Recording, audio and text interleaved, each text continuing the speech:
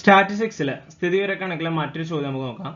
The table below gives the number of babies born in a hospital during a week. Sorted according to their birth weight. Calculate the median birth weight. ഒരു ആശുപത്രിയിൽ ഒരാഴ്ച പിറന്ന കുട്ടികളെ ഭാരം അനുസരിച്ച് എണ്ണം തിരിച്ച പട്ടികയാണ് ചുവടെയുള്ളത്. ഭാരത്തിന്റെ മധ്യമം കണക്കാക്കുക. നമ്മൾ ഇതിനു മുമ്പ് ചെയ്ത പോലെ തന്നെ നമുക്ക് ടേബിൾ തന്നിട്ടുണ്ട്.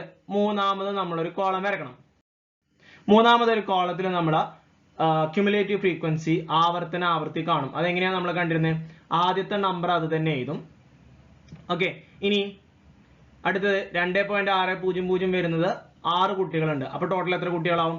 6ഉം 4ഉം 10, 10ഉം 8ഉം 18, 18ഉം 10 28, 28ഉം 2ഉം 30, 10 40, 40ഉം 10 50, 50 8 58, 58ഉം 7ഉം 65, 65ഉം 70.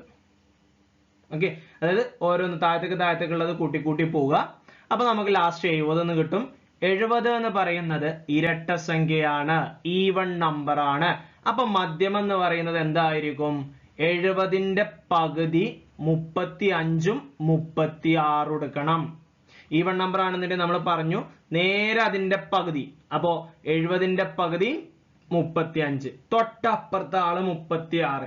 ഇവരെ രണ്ടുപേരുടെയും നമ്പറുകൾ കൂട്ടിയിട്ട് അതിന്റെ പകുതി. അപ്പൊ 35 36 എവിടെ വരിക?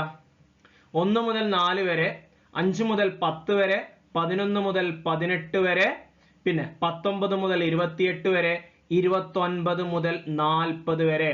അപ്പൊ 29 മുതൽ 40 വരെയുള്ള ആളുകളുടെ വെയിറ്റ് എന്ന് പറയുന്നത് 3 ആണ്. നമ്മൾ അസെൻഡിങ് ഓർഡറിൽ അല്ലെങ്കിൽ ഡിസെൻഡിങ് ഓർഡറിൽ അറേഞ്ച് ചെയ്യുമ്പോൾ ആദ്യം 4 2500 വരും, പിന്നെ 6 2600 വരും, പിന്നെ 8 2750 വരും, പിന്നെ 10 2800 വരും, പിന്നെ 12 3 വരും.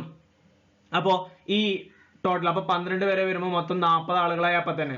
അപ്പൊ ഈ 35 36 നമ്പർ എന്ന് പറയുന്നത് എവിടെയാണ് വരിക?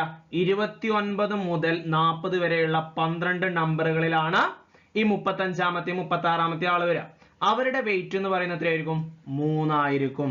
അപ്പൊ ഇവിടുത്തെ മധ്യം എത്രയാണ്? 3. അത് രണ്ടും കൂട്ടിയിട്ട് അതിന്റെ പകുതി കാണാനാണ്. 3ഉം 3ഉം കൂട്ടി അതിന്റെ പകുതി കണ്ടാൽ 3 തന്നെയല്ലേ കിട്ടുക?